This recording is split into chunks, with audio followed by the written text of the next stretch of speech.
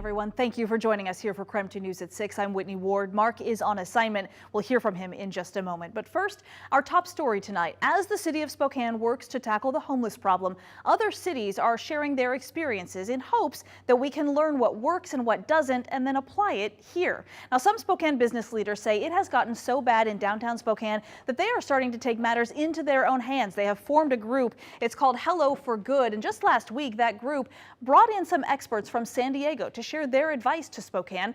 I also spent several days in Seattle learning about shelter alternatives to get people off the street. Then I took all of that to Spokane's mayor to ask if we're on the right track. Everybody has different ideas on how we should address this problem, this challenge. Even providers do.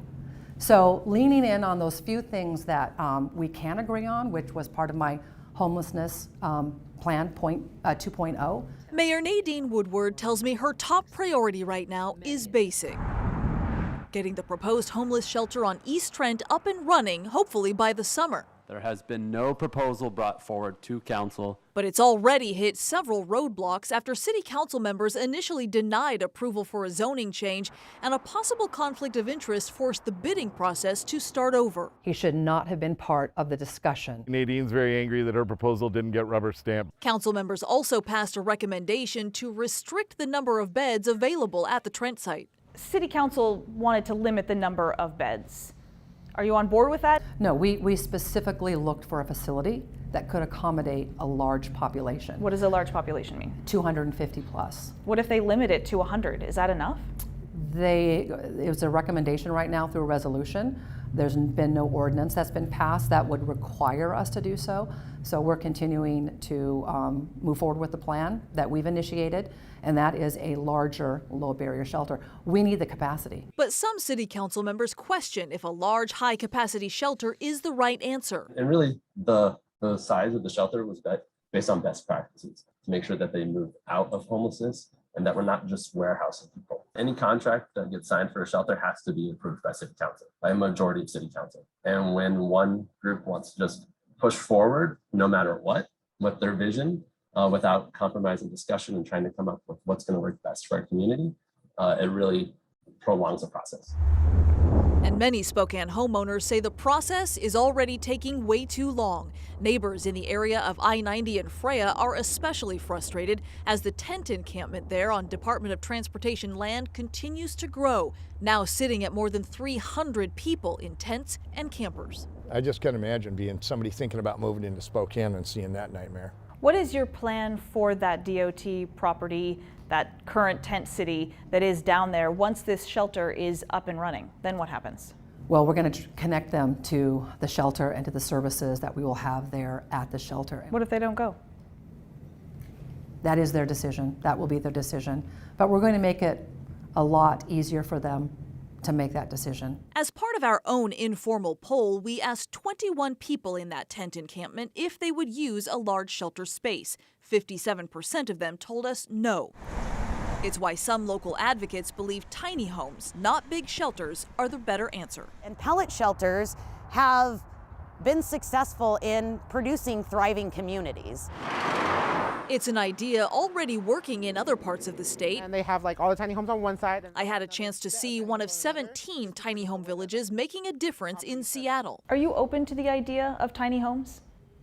Yeah, absolutely. I think pallet homes, tiny homes, whatever you call them, you have to find the right place for those.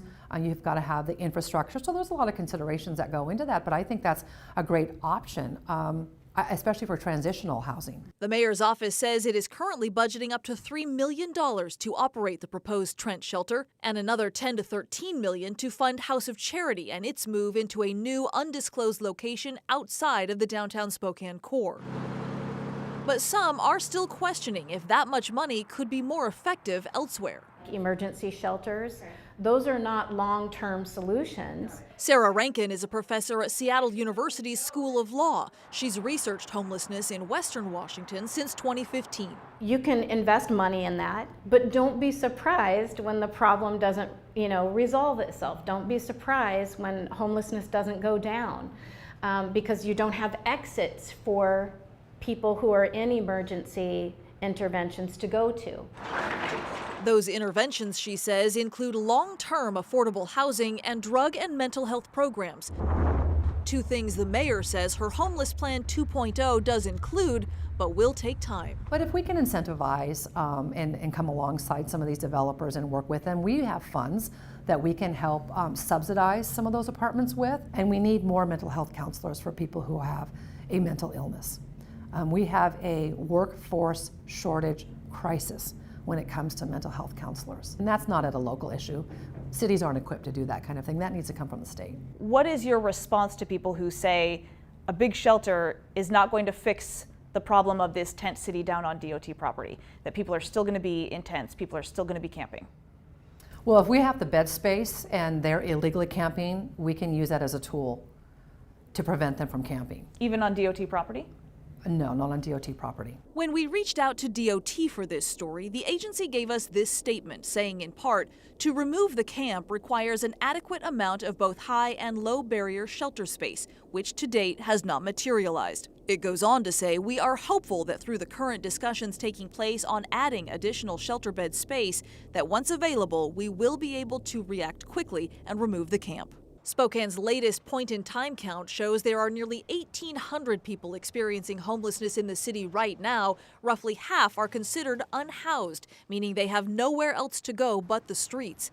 That's why Mayor Woodward says we have to start with the basics. We can't let perfect get in the way of good. And we've been very transparent from the very beginning. This isn't the perfect facility. This isn't the perfect plan. But it's the best facility and the best plan that we have right now. Now, also as of right now, it is unclear who would operate that new Trent shelter. City leaders are still looking at proposals from different providers. I have also been told, though, that Councilmember Karen Stratton has a virtual meeting with the Seattle organization in charge of those tiny home villages to learn more about them. So we'll keep you updated on all of these developments as they happen.